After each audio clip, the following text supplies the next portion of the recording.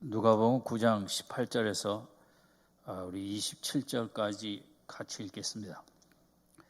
예수께서 따로 기도하실 때 제자들이 주와 함께 있더니 물어 가라사대 무리가 나를 누구라고 하느냐. 대답하여 가로되 세례 요한이라 하고 더러는 엘리야라 더러는 옛 선지자의 하나가 살아났다. 예수 이르시되 너희는 나를 누구라 하느냐.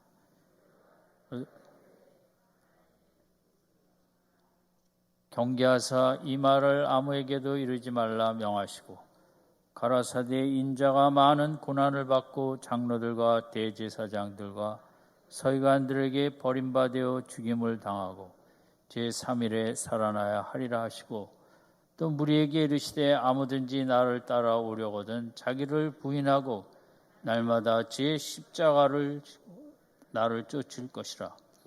누구든지 제 목숨을 구원하면 누구든지 나를 위하여 사람이 만일 온 천하를 얻고도 자기를 잃든지 빼앗기든지 하면 무엇이 유익하리요? 누구든지 내 말을 아버지와 거룩한 천사들의 영광으로 올 때 그 사람을 부끄러워하리라. 내가 참으로 너희에게 이르노니 여기 섰는 사람 중에 죽기 전에 하나님의 나라를 볼 자들도 있느니라. 아멘. 힘도 없으실 텐데 길게 읽게 해드려서 죄송합니다. 한 주 동안 기도하시느라고 애 많이 쓰셨습니다.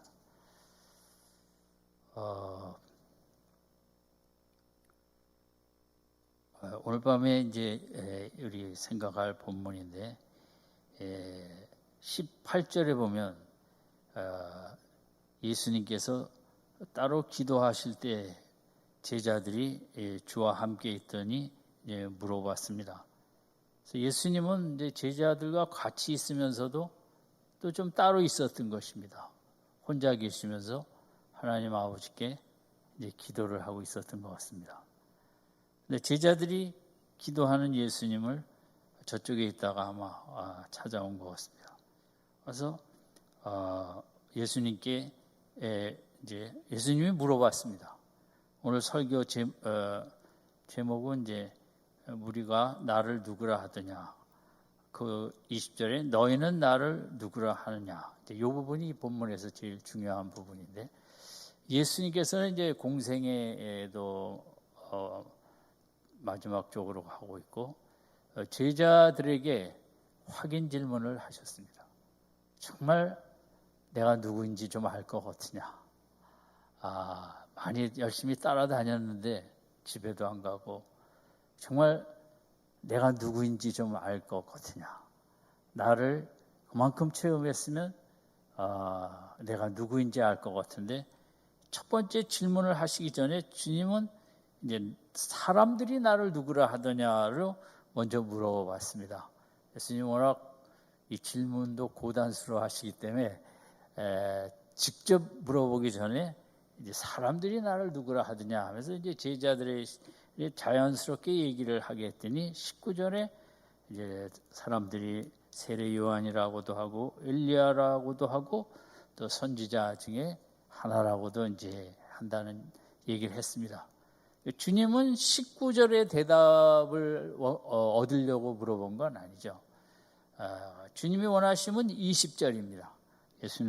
예수께서 이르시되 너희는 나를 누구라 하느냐. 그래, 남들은 그렇게 얘기한다 쳐도 뭐 나를 가끔 만났든 따라다녔든 어쨌든 사람들은 그렇게 얘기하는데 내가 2년여 이상을 함께 동거동락한 너희들이 볼 땐 내가 누구인 것 같으냐. 이제 이 질문을 던졌습니다. 너희는 나를 누구라 하느냐. 이 질문은 인생이 던질 수 있는 가장 높은 차원의 최고의 질문이라고 할 수 있겠습니다. 인간은 질문을 던지는 존재로서 어떤 질문을 던지느냐에 따라 그 인생이 만들어집니다. 돈을 잘 벌려면 어떻게 하면 좋을까요? 그런 질문을 던질 수 있겠죠. 그래서 이제 돈을 잘 벌기 위해서 인생을 살기도 하고, 예수님이 보실 때 제자들도 그렇고 오늘 우리도 그렇고 우리들이 던져야 될 최고의 질문은 너희는 예수 나를 누구라 알고 있느냐, 이 질문이거든요. 그래서 이 질문은 인생이 던질 수 있는 최고의 영광스러운 질문이고, 이 질문을 던지는 인생이 최고의 영광스러운 인생을 살 수 있는 거거든요. 질문 따라 사람들이 해답을 얻고 또 그 질문 따라 인생을 살아갈 때 이제 우리도 마찬가지거든요. 예수를 누구라 하느냐, 이게 솔직히 너무 쉬운 문제 같지만 너무 또 심오한 문제죠. 예수를 우리가 성경적인 대답도 할 수 있고 교리적으로도 얼마든지 정답을 얘기할 수 있습니다. 예수님이 원하신 것은 어떤 그런 정답 차원의 질문이 아니라, 너희들이 나와 같이 2년여를 지냈는데 가르침도 받았고 이적도 많이 옆에서 체험하였고 또 같이 식사와 같이 잠자리와 그런 걸 나눈 인생으로서 정말 나를 어떻게 정의할 수 있는가, 내가 누구인 것 같으냐, 이 질문을 던졌죠. 이것은 오늘 우리도 마찬가지입니다. 교회를 몇십 년 다녔든 평생을 다녔든 우리가 늘 던져야 되는 질문이죠. 나는 예수를 누구라 하는가. 정말 그분이 온 우주를 지으시고 인간과 나를 위해 이 땅에 오신 그분, 그리고 십자가를 지신 그분, 정말 있을 수 없는 은혜를 베푸신 그분, 예수님, 예수 생각만 해도, 단어를 생각만 해도, 글자를 생각만 해도 내 가슴을 뛰게 하는 그분, 그렇게 알고 있느냐, 아니면 교회가 말하는 답, 교리가 말하는 답의 차원에서 예수를 알고 있느냐, 이건 다른 거죠.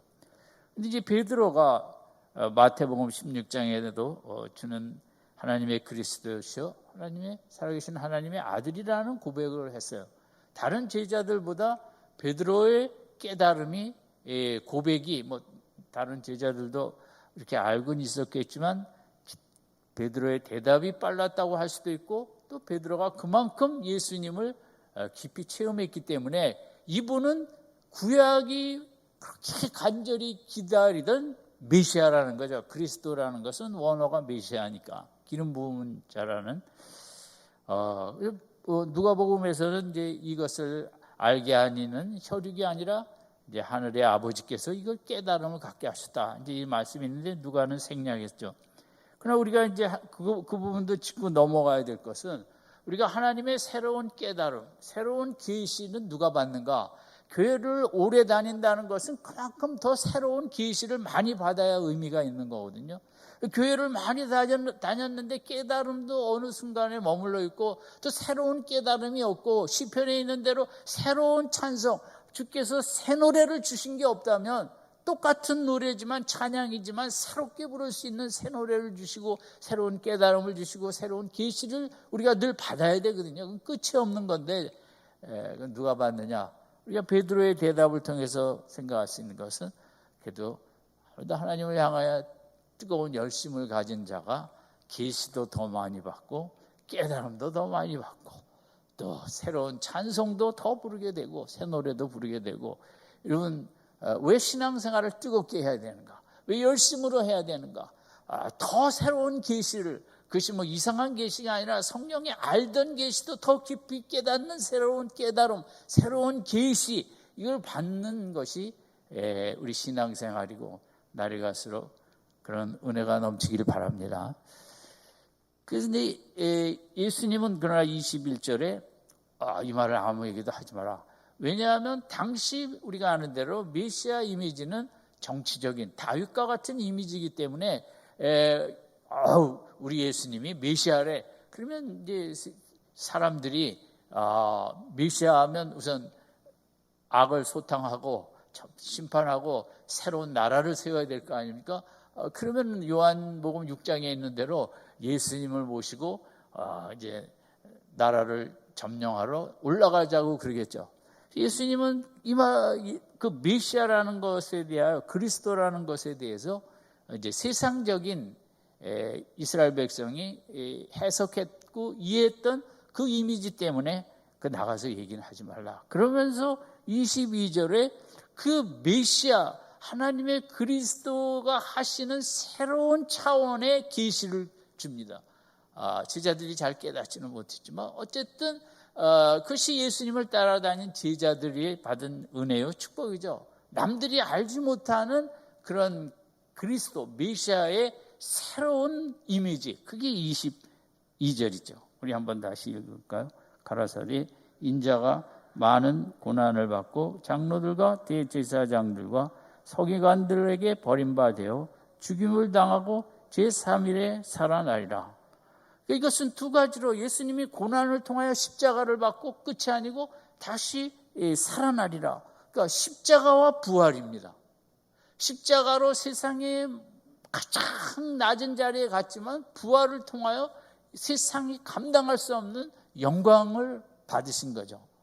그러니까 새로운 메시아는 그런 세상 통치자가 아니라 사망을 통치하고 죄를 통치하고 사탄을 통치하고 십자가의 죽으심으로 그 세력을 깨뜨리고 그것을 입증하기 위하여 부활하신 십자가와 부활로 통치하시는 그리스도, 새로운 이제 그리스도의 이미지죠. 이거를 주님이 가르쳐 주십니다.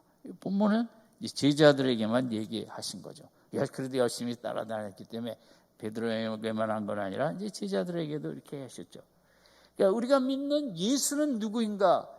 그 예수가 누구인지 우리가 한 권의 책을 다 우리가 외워야 될 필요가 없이 22절만 확실히 믿으면 되는 것이죠. 22절이 나의 가슴을 확 벅차오르게 하고 십자가와 부활의 예수님이 생각하면 내 온 몸이 전율하고 내가 새 힘을 얻고 감동이 끊이질 아니하고 22절이 나에게 그렇게 역사하면 그 진짜 믿음 생활을 하는 거죠. 근데 22절이 그냥 정답 차원에서 교리적인 대답 차원에서 고난을 당하시고 또 사도신경 차원에서 빌라도에게 고난을 당하시고 십자가에 못 박혀 주시고 죽으신 지 사흘 만에 부활하시고 늘 외우는 그런 패턴의 지식이라면 그것은 입술에 머리에 정답은 되지만 기독교가 말하는 참 정답하고는 거리가 있겠죠. 우리가 신앙생활 하는 이유는 간단합니다. 22절을 기뻐하기 위해서 신앙생활을 하는 것입니다. 우리가 제일 잘 아는 우리 신앙의 가장 기초 중에 기초죠. 영순이죠, 22절은. 근데 22절이 나를 그렇게 기쁘게 하면 신앙생활을 하는 것입니다. 22절이 무덤덤하면 교회를 다니는 것입니다. 그것은 지식적 차원에 머무르는 거죠. 어떻게 해서든지 기도하셔야 됩니다. 예수님의 십자가 부활이 나를 그냥 완전히 사로잡는, 하루 종일 이 생각만 하고 살기를 원합니다. 내 인생이 끝난 거니까 22절만 믿고 있으면 22절에 의해서 이러면 혼우지를 지으신 그분이 나의 죄를 위해서 이 땅에 인간으로 오셔서 그렇게 처참하게 십자가에 죽으신 그 진리에 대해서 저는 요즘도 늘 생각합니다. 믿어지지가 않으니까요. 아니 그분이 어떻게 이렇게 오셔갖고 인간의 죄를 위하여, 죄밖에 질 줄 모르는 인간을 위하여 십자가에 돌아가셨대. 저는 그걸 알지만 그걸 좀 더 마음에서 느끼기를 원하고 좀 더 거기 그 진리가 감당이 되질 않고 이 진리를 어떻게 제가 그걸 바로 받아들일 수 있겠습니까? 너무 엄청난 진리니까요. 그리고 부활하신 22절을 하루를 살면서도 많이 그 자체에 대해 감동하고 기뻐하고 즐거워하고 찬양하면 우리 참 좋은 믿음 생활 한다고 할 수 있죠. 근데 현대 크리스찬들이 기초가 기본이 약하거든요. 그게 안 되고 다른 은혜를 받으려고 그 별로 중요하지도 않은 그게 문제예요. 근데 이제 오늘 본문의 어려움은 23절부터 27절까지입니다. 저도 늘 어려워하는 본문이고, 근데 예수님은 그래서 예수님이 22절로 가셨기 때문에 예수님을 따라오려는 제자들은 23절에서 27절을 살아야 된다는 거예요. 이게 기독교거든요. 이게 너무 어떻게 보면 우리가 알면서도 부담스러운 내용이 23절부터 27절이에요. 왜냐하면 23절은 늘 자기를 부인하고 십자가를 지고 나를 쫓으라. 참 아멘하기 힘든. 저도 그런데 뭐 성도님들도 비슷하지 않겠습니까? 여기 날마다 하라 그랬거든요. 날마다 제 십자가를 지고 나를 쫓으라. 힘듭니다. 쫓아갈 게 너무 많아갖고 주님 쫓아갈 시간이 별로 없고 주일날은 쫓아가겠습니다. 주일 아침만. 그것이 이제 우리의 어려움이고 이게 신앙생활이라는 거예요. 근데 우리는 신앙생활하면 뭐 잘 되는 것 쪽이에요. 사업도 잘 되고 몸도 건강하고 뭐 자녀 공부도 잘하고 뭐 우리 신앙생활은 너무 성경과 상반적인 것에 가서 거기 매달려 있고 맨 기도 제목을 23절을 위하여 기도하지 않고 나를 인정하고 십자가가 아니라 내 영광을 지고 나아가는 이것을 우리가 기도. 그리고 24절에는 더 나아가서 나를 위해 목숨을 내놓으라는 거죠. 자기를 위해 목숨을 얻고자 하면 잃을 것이요 나를 위해 목숨을 잃으면 얻을 것이요. 이 말씀은 더 어렵죠. 목숨 내놓으라는데 지금 내놓기 어렵죠. 초대교인들은 내놓았는데 내놓을 수 있었는데 우리는 24절하고 너무 머나먼 거리의 신앙생활을 할 수밖에 없죠. 시대가 그러니까. 그리고 26절에 가서 이건 좀 난데 낫다고 쉬운 건 아니죠. 내 말을 부끄러워하면 나도 너를 부끄러워하겠다. 다른 표현을 하면 네가 나를 자랑스럽게 여기면 나도 너를 자랑스럽게 여기겠다.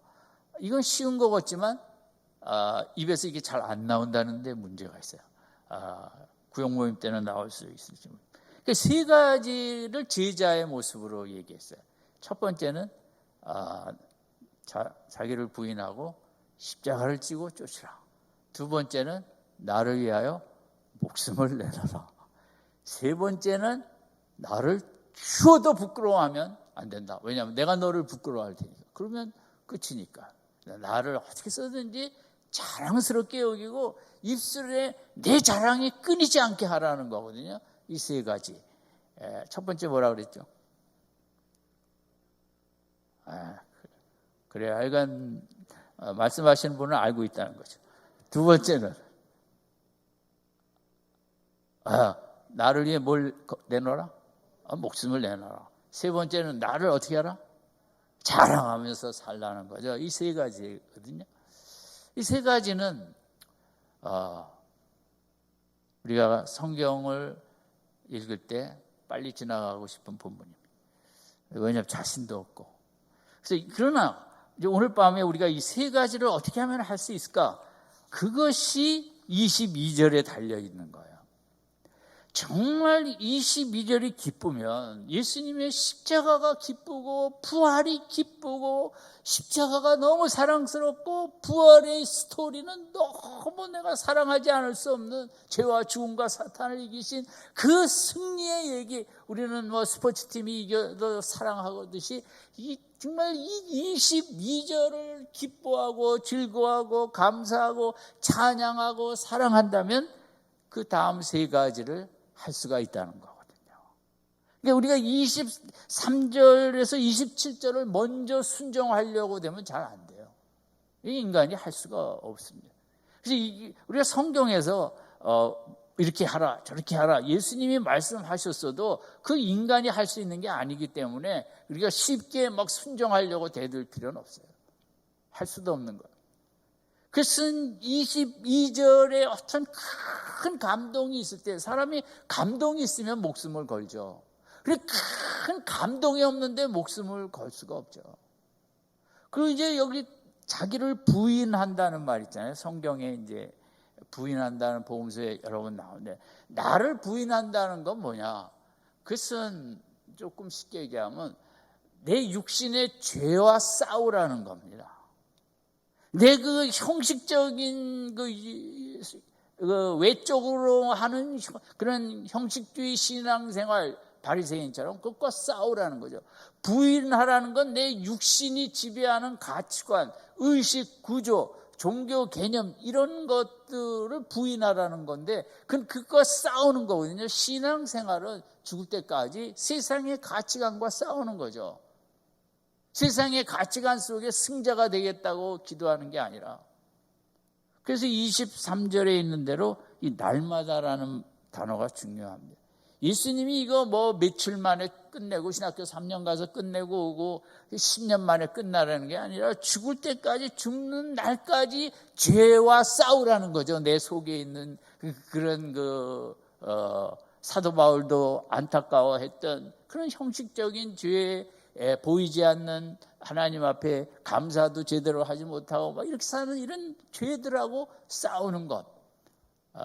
이게 이런 게 싸움이 가능하려면 전쟁이 이런 싸움을 하려면 22절 예수님이 막 좋고 예수님이 너무 사랑스럽고 예수님 생각만 해도 기쁘면 죄와 싸우게 된다는 거죠. 그냥 싸우라 그러면 아멘하고 집에 가서 안 싸웁니다. 근데 예수님이 너무 좋으면 죄랑 싸우는 거죠. 아이들도 선생님이 좋으면 수학 선생님이 좋으면 수학 공부 열심히 하는 것과 뭐 비슷하다고도 할 수 있겠죠. 그러면 예수님이 너무 좋으니까 죄랑 싸우고 싶고 예수님만 따라가고 싶은 거예요. 다른 것 그냥 눈에 들어오지 않고. 제가 이번 주에 TV에서 본 모습인데 광주에 20몇 층 아파트 끝층인데 꼭대기 그 앞에 이제 베란다에 이렇게 정원처럼 만들어 놨더니 오리가 거기에 둥지를 틀고 알을 낳는 거예요. 그래서 이제 2년 전에도 10개인가 낳대요.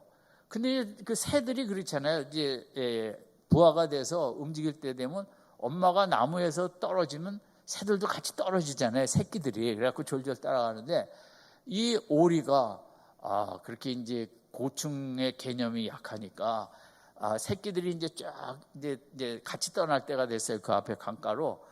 그러니까 25층에서 자기가 먼저 떨어진 거예요. 자기 날개가 있으니까 떨어지다가 사뿐하게 이제 아파트 주차장에서 기다리고 있죠. 근데 나머지 10마리들이 엄마가 갔으니까 이제 따라가는 거죠. 엄마 사랑 다 떨어져 갖고 다 즉사를 했습니다. 그래서 그 주인이 너무 가슴이 아파갖고 우리 집에 좀 안 왔으면 했는데 그 다음에 또 와갖고 똑같은 일이 벌어진 겁니다. 그러니까 새끼들은 그냥 어미만 따라가는 것입니다. 옆을 보는 것도 아니고 그냥 떨어져갖고 10몇 마리가 떨어지는 즉시 다 죽었어요. 그래서 이번에 3년 차에 이 주인이 이제 여기저기 얘기해갖고 조리 옆에 뭐 소방서 얘기해서 그 25층에서 밑으로까지 그 비닐로 타고 내려오는 것 같은 이것을 만들어갖고 쫙 만들었어요. 그래갖고 이제 그쪽으로만 내려가게 어미를 했더니 어미가 이제 그걸 타고 쫙 내려왔어요. 그러니까 어미가 내려가니까 15마리가 또 그냥 그걸 타고 다 내려와서 15마리가 다 살아갖고 이제 강가 거기 강가로 가는데 도로가 있잖아요. 그래갖고 뭐 경찰이 다 도로를 막고 이 15마리가 지나가시기까지 시간이 걸려갖고 잘 보호해서 갔다는 거죠. 제가 저게 따라가는구나. 죽든지 말든지. 예? 떨어지면 죽는 거 뭐 모르니까 그랬겠지만 제가 본문 설교 생각하다가 정말 우리가 저렇게 앞에 저래도 따라갈까? 신앙이란 뭔가 저렇게 따라가는 건데 어쨌든 우리가 23절에서 27절을 자꾸 묵상한다고 이게 순종이 될까요? 안 됩니다.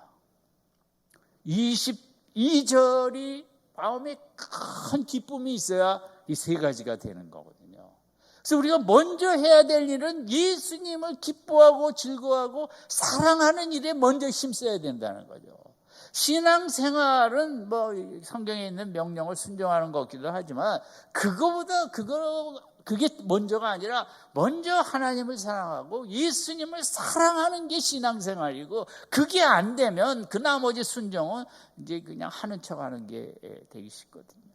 어떻게 해서든지 야, 예수님을 더 사랑해야겠다. 사랑을 체험해야겠다. 그리고 나도 예수님을 더 사랑해야겠다. 막 예수님이 기뻐 죽겠다. 즐거워 죽겠다.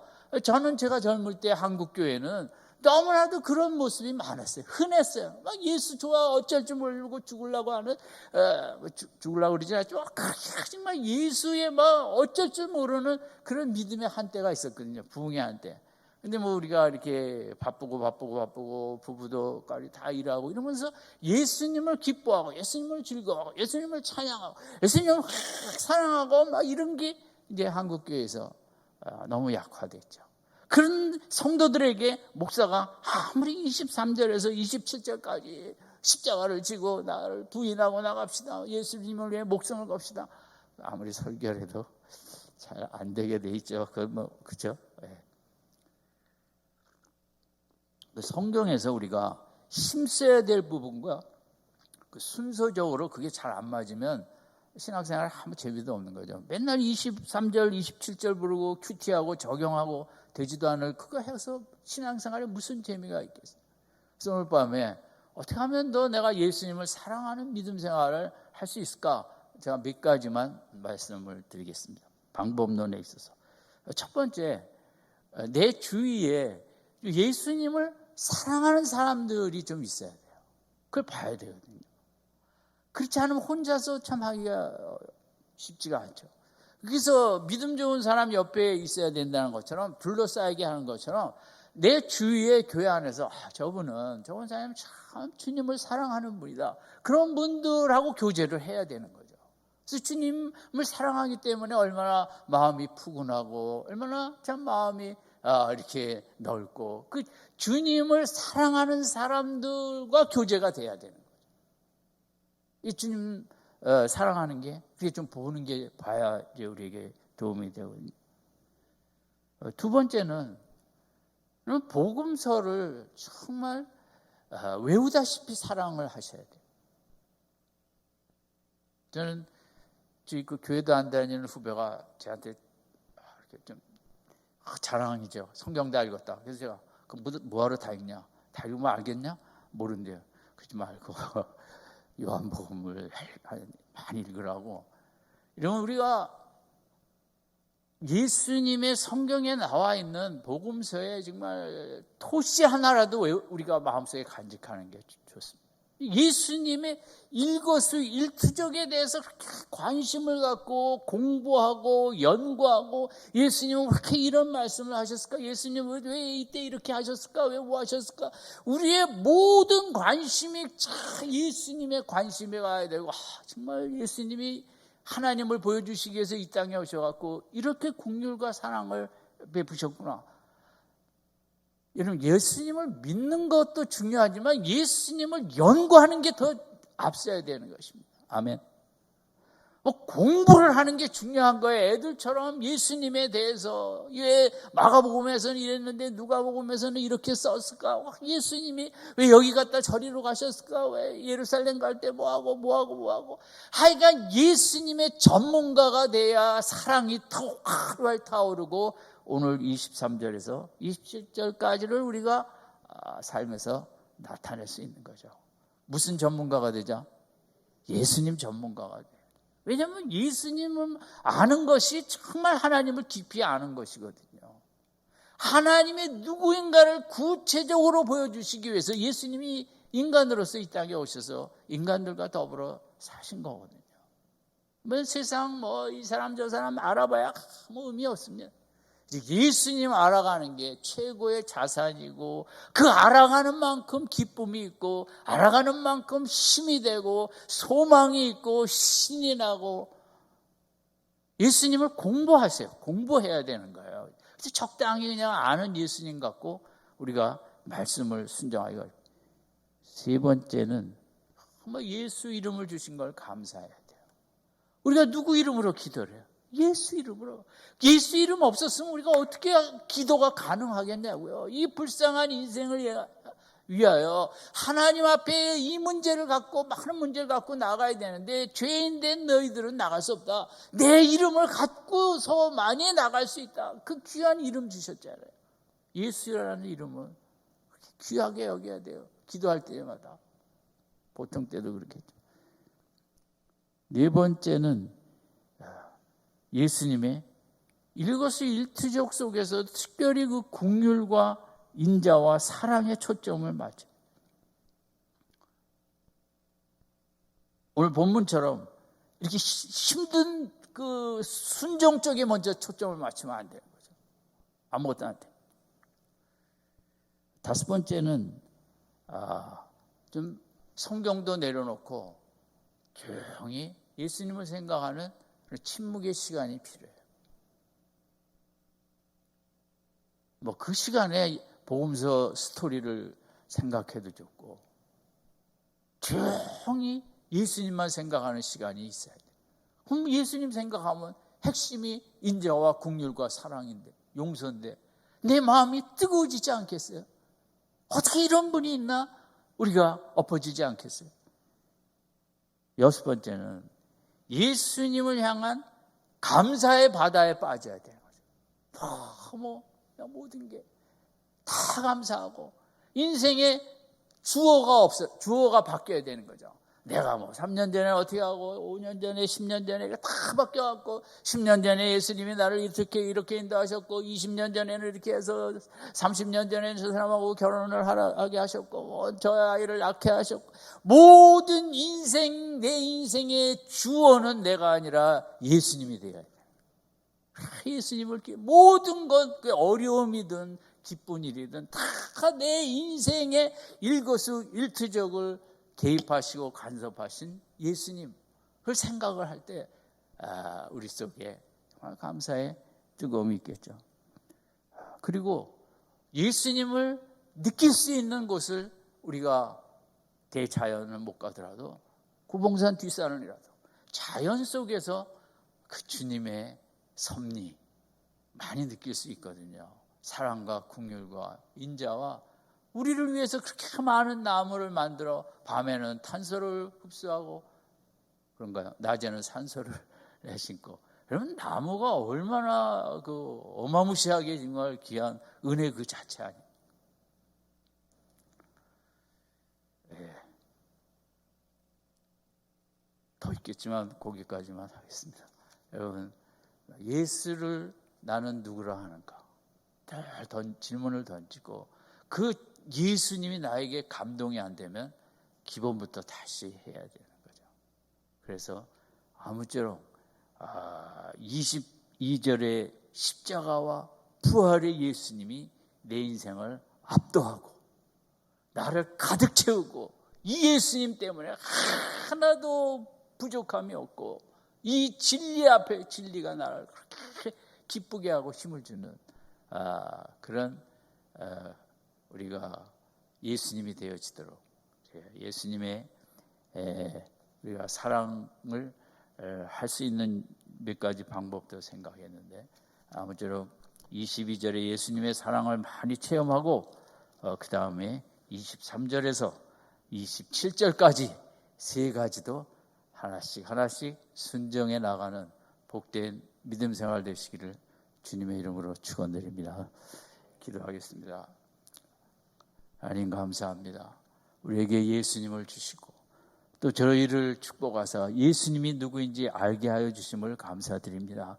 하나님, 예수님을 날이 갈수록 더 깊이 알아가는 저희들 되게 하여 주시옵소서.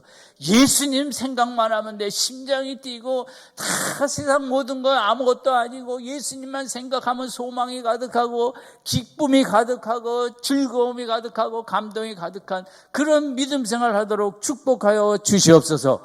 그것이 돼야만 오늘 본문의 세 가지도 우리가 순종할 수 있는데 아무쪼록 이 밤에 다시 한번 우리가 예수님을 더 사랑하고 예수님을 더 알아가야겠다는 결단을 새롭게 하고 예수님과 더 깊어지는 관계의 또 시작점이 되는 복된 밤이 되어지도록 축복하여 주시옵소서.